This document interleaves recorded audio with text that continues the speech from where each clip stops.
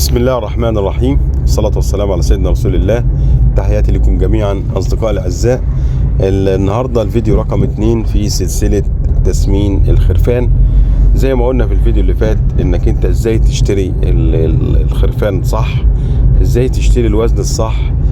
ده كله بيحدد معاك الدورة اللي انت هتكمل بيها. يعني انت ما تجيبش حاجات تكون نفسك مثلا تطلع على عيد الأضحى وقدامك مثلا 4 شهور وتروح تجيب لي وزن 17 كيلو مثلا او 15 كيلو. مش هيسعفك، مش هيديك الوزن اللي انت عايزه على عيد، ومش هتلحق تعمل هامش ربح كويس.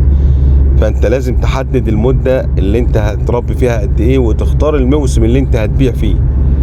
يعني في ناس بتعمل 3 دورات في السنة. يعني في ناس بتعمل 3 دورات، دورة بتطلع قبل رمضان، ودورة بتطلع على عيد الأضحى، ودورة تاني بتكمل بعد عيد الأضحى دورة ثالثة. يعني كل 4 شهور دورة. في ناس كده شاطرة يعني واخدة الموضوع بدراسة كويسة، بيطلع 3 دورات في السنة. فتلاقي عندك خرفان بتبيع في كل شهر، بتبيع كل شهر، عندك بيع واستبدال، بيع واستبدال. فانت لازم تشتري الخروف الصح، عينه بتلمع، ترفع طرف الخروف ما يكونش فيه سهال، تختار الخروف اللي القوام بتاعته كويسه، جسمه مفرود عريض من فوق، ما فيش اسهال زي ما قلنا، العين بتلمع، حركته كويسه، نشط. تمسك الخروف كده وترفعه لفوق وتروح رميه في الارض، تلاقي الحيوان بيطلع يجري. الحيويه بتاعته عموما يعني لازم انك انت تخلي بالك من الحته دي كويس قوي. طبعا انا قلت لكم ان شاء الله الفيديو الاولاني اتكلمنا عن الاختيار، وانك انت ازاي تختار وازاي تربي. في فيديو المفروض ان كان يتعمل قبل الفيديوهين دول، وهو ازاي انك انت تجهز المكان اللي انت هتربي فيه. معذرة احنا نسينا ننوه على الحتة ديت، لكن احنا هنقولها في خلال الفيديوهات. انك انت المكان بتاعك لو كان شتاء غير الصيف، في الشتاء لازم انك انت تكون جاهز المكان الى حد ما دافي بالليل، عشان تعرف تبيت العناب بالذات وهم عمرهم لسه صغير لسه ما كبرش. فلازم تكون مجهز مكان دافي كويس، زي الناس دول، زي الخرفان دول بيحطوهم في اوضه متقفله كويس بالليل، وبالنهار بيطلعوهم في الصاله ياكلوا زي ما انتم شايفين. طبعا ده على الحيز الضيق، يعني غير لو واحد مثلا يجيب 150 خروف او 100 خروف، ده موضوع احنا بنضرب مثال على الحيز الضيق.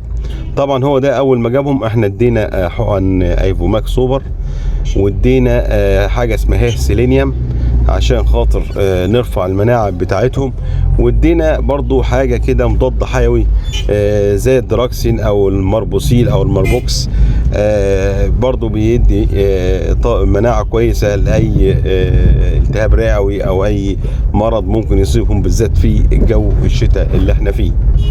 تمام. ده بالنسبه لي الجرعه الاولى خدوها، مجرد ما نزلوا تاني يوم او تالت يوم اخدوا الجرعه ديت. بعد كده ان شاء الله ب 21 يوم احنا اديناهم الجرعه الثانيه. طبعا الجرعه الثانيه بتبقى نفس الجرعه الاولى زائد احنا ادينا حمى كلاعيه او جدري في الاول براحتك. عايز تدي جدري وبعد 21 يوم تاني تدي كلاعيه ماشي، لكن احنا ادينا الجدري اللي ادينا حمى كلاعيه مع الايفوماك. واديكم شايفين بسم الله ما شاء الله، يعني تحويلهم حلو وحركتهم حلوه، نشيطين. لازم الواحد يخلي باله من الحيوان اللي عنده، يشوف الحيوان ده بياكل ما بياكلش، اخواته بيضربوه، الحيوان الضعيف يحاول يعزله وياكله لوحده، لان مرات الحيوان الضعيف ده ما بيعرفش ياكل بسبب الضرب اللي اخواته بيضربوه، فما يلحقش ياكل، تلاقي مناعته بتنزل وتلاقي جسمه بيخس، كل ما بيروح بيخس.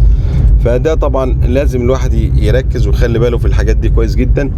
وان شاء الله باذن الله الفيديو اللي جاي هنتكلم عن حاجات مهمه جدا، اهم الامراض اللي بتصيب العمر ديت، ايه اللي ممكن تعمله. ممكن ياخد فيديو او 2 الامراض اللي بتصيب الخرفان، وازاي تعمل تحصين ليها في خلال الدوره بتاعتك.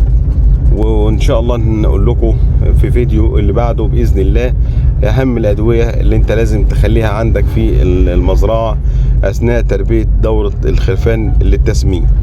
اتمنى ان شاء الله تكونوا انتوا استفدتم، واي سؤال انا تحت امركم سواء على الجروب او على الواتس الخاص. الخرفان دي مشروع مربح جدا على فكرة، مشروع ممتاز جدا للي عنده امكانيات قليلة، ما عندوش امكانيات كتيرة، ممكن يشتغل بال50,000 ديت وربنا بيكرمه وبيشتغل. وان شاء الله برضو خلال سلسلة الفيديوهات ديت هقول لكم على خلطة العلف اللي انتوا بتشتغلوا بيها في خلال الدورة كلها ان شاء الله. وبرضو هنتكلم عن اهم الحاجات اللي بتخليك تحافظ على وزن الحيوان ما يحصلش فيه فقد كتير. باذن الله في الفيديوهات القادمه ان شاء الله تسمعوا معلومات كويسه جدا. انتظروني باذن الله في الفيديو القادم، هنقدم لكم احلى معلومه واحسن ان شاء الله دوره تسمين متكامله فيها كل ما يخص التسمين وكل ما يخص الامراض والتحصينات الخاصه بالاغنام.